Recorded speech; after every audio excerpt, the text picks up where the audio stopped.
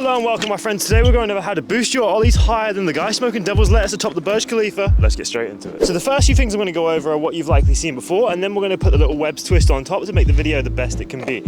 So what we're going to do first is, obviously you know these bits, pop with the tail, slide this foot up to level it out, and do the jump. That's pretty much what all the tutorials say, but what we're going to go over is a few things that are going to make that as easy as possible for you. First thing is just the jump on its own. So we're jumping off the back foot, right? The back foot does all the popping. So the back foot does all the popping. You're jumping off it as if it's your predominantly strong leg. Take my strong leg.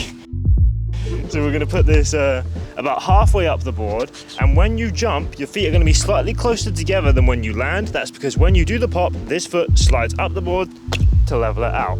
So when you start with your foot maybe a foot apart, no pun intended, and then we're going to do that, and then we're going to jump and maybe try to land them with a foot and a half apart, and the jump is going to look like this.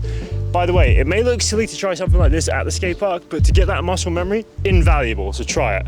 Right here. See how when I land, both my feet stomp down at the exact same time, and they're slightly further distance apart than what they were when we started. That is the muscle memory for the jump. Let's bring the board back in. So now I'm going to explain to you exactly why you need to level out the board and how it's going to happen, right? So the back foot is obviously doing the popping. The best tip I can give you for the pop is to make sure that your back foot, by the way, pop with the ball of your foot, not with the flat bit. So use the ball of your foot and stick it right on the center of the tail. And I mean dead center, right? This is something I had to figure out over years of trying it when I was a kid. Put your foot dead center in the middle of the tail, and I'll tell you why, because if you put it here, the ball's gonna go like this. If you put it here on this side, the ball's gonna go like that. It's all about physics, right? So where you hit the tail and where you hit the board is going to determine how it flies and how it spins. Putting it in the dead center is going to make sure that the front just comes up like this, and then we have to level out the board. So I'm going to talk you through that right now. So now that we know the physics behind it, it's just as simple as replicating it with our body, but I'm going to teach you how to do it without first. So I'm going to pop the mic down here. Right, so you're going to put your back foot in the tail, and then we're going to put this front foot about halfway up, right? So when we pop, the board's going to come up like this. The back wheels are going to just come up off the ground, providing you pop hard enough. And then the front foot, you put the weight onto it as you slide it up. So there's not a lot of weight on it as you pop. So first of all, remember, jumping off that back foot, pop.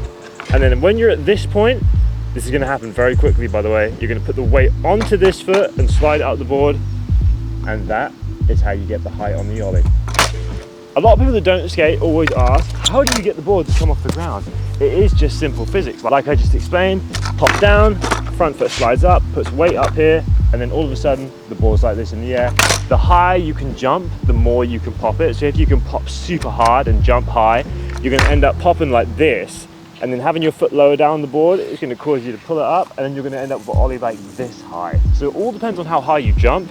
When you first start, you're not going to be going very high at all. If in your first few days, weeks, months of skating, you can get ollies like this inch to a couple of inches high, I would say that's a massive win, because the jumping is something that you train and you get better at as time goes by. Now, my next tip. Obviously you know what you're doing. The hardest part is to replicate it. So I'm going to give you the best tools to make that happen as easily as possible for you. What we're going to do here is we're going to use our upper body to help us balance our lower body, right? So let me explain to you why we're going to do that. Say you're going to ollie like this, right? You're going to have your hands down your sides and you're going to do your ollie. These arms are going to pull you in all which direction and make you feel off balance. If you have your arms nice and front and center like this, when you jump, the natural reaction is to bring the arms like this. And how do you balance on a tightrope? Like this, because it's the best way to keep yourself balanced in real life. As opposed to in video games, I don't know why I said that. So remember, we're having our arms front and center. We're jumping off this foot. As we jump off it, this foot comes up naturally as the board pops. And then we slide this foot up, and this one follows it into the air.